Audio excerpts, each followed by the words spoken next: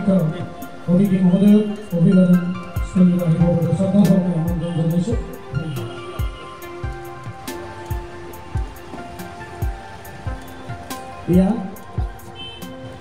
আজি আমাৰ ফোন কৰিছে সন্মানীয় বিধায়ক ডক্টৰ পৰমানন্দ মহোদয়।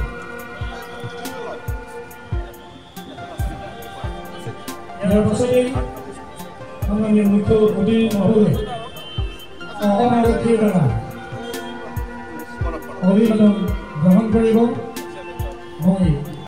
আৰু এই জন্ম জয়ন্তী আজি কেন্দ্ৰীয়ভাৱে আমাৰ অসম চৰকাৰে আজি আমাৰ কামৰূপৰ আমিন গাঁৱত অনুষ্ঠিত কৰিছে।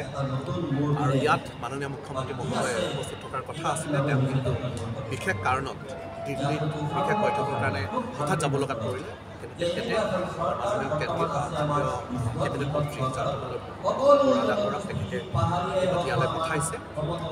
আজি মাননীয় মুখ্যমন্ত্ৰী মহোদয় ইতিমধ্যে আমাৰ কোচ ৰাজবংশীসকলৰ কাৰণে, যিহেতু মই নিজে কোচ ৰাজবংশী হয় জনজাতিৰে হয়, আমি মাননীয় মুখ্যমন্ত্ৰীক ধন্যবাদ জ্ঞাপন কৰিব লাগিব যে বিগত সময়ছোৱাত তেখেতে কোচ ৰাজবংশীসকলৰ কাৰণে যথেষ্টখিনি কৰিছে।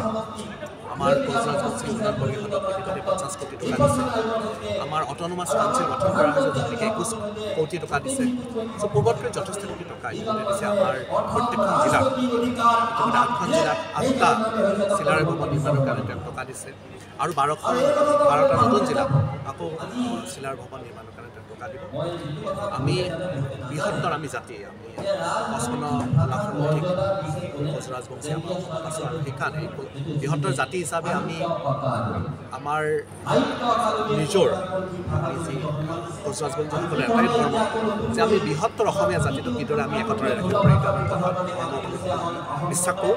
আৰু এইটো কাৰণে প্ৰত্যেকজন কোচ ৰাজবংশীয়ে অসমৰ জাতীয় জীৱনৰ স্বাভিমানৰ কাৰণে কাম কৰে।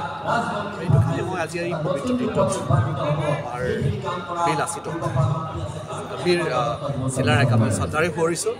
আৰু লগতে আমি কোচ ৰাজবংশীসকলে অকল বীৰ চিলাৰায়কে নহয়, আমি প্ৰত্যেকজন বীৰ যোদ্ধাক আমি সন্মান দিব লাগিব। আৰু সেইটো আমি নিদৰ্শন আমি আগতে দাঙি ধৰিছোঁ।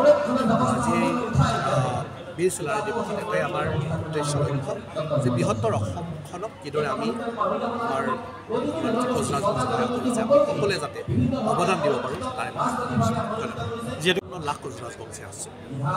আৰু কোচ ৰাজবংশীসকলৰ যিহেতু বৃহত্তৰ আমি কোচ ৰাজবংশী আছোঁ, আমাৰ এটাই ধৰ্ম যে আমি বৃহত্তৰ অসমীয়া জাতিটোক আমি একত্ৰে ৰাখিব। আৰু আমাৰ অসমখনত আগতেও বিভিন্ন জাতি জনগোষ্ঠী আছে, বিভিন্ন আমাৰ ট্ৰাইবেল আমাৰ জনজাতি আমাৰ আছে। আমি সকলোকে কোনো ধৰণৰ অসুবিধা নোহোৱাকৈ কিদৰে আমাৰ কোচ ৰাজবংশীসকলক জনজাতিকৰণ কৰিব লাগে, এইটো চিন্তা চৰ্চা আমাৰ মাননীয় মুখ্যমন্ত্ৰী মহোদয় আৰু কেন্দ্ৰীয় মন্ত্ৰী কৰা হৈছে। আৰু আমি আশা কৰিছোঁ যে পৰ্যায়ক্ৰমে এটা আলোচনাৰ ভিত্তিত এই যি আমাৰ সমস্যা জনজাতিকৰণ কৰাৰ এই সমস্যাটো নিশ্চয়কৈ মাননীয় মুখ্যমন্ত্ৰী মহোদয় আৰু কেন্দ্ৰীয় প্ৰধানমন্ত্ৰী এটা সমাধান প্ৰক্ৰিয়া আৰম্ভ হৈছে। এই সমাধান প্ৰক্ৰিয়াত আজি আমি যদি কওঁ এজন ব্ৰাহ্মণৰ দেহটো কিন্তু তেজ, এই তেজৰ যিটো সমাধান প্ৰক্ৰিয়াত কিন্তু আমাৰ তেজ মিহলি হৈ আছে। মই সেইকাৰণে সেই অৰ্থত কৈছোঁ যে আমাৰ যিটো নেকি